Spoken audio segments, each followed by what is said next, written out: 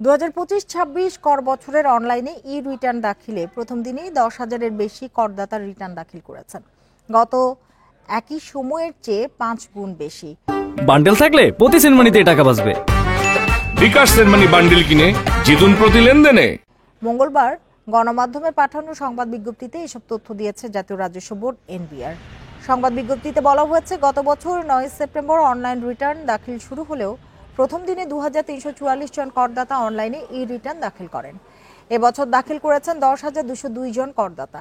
সেই হিসেবে এবার প্রথম দিনে 5 গুণ বেশি করদাতা রিটার্ন দাখিল করেছেন।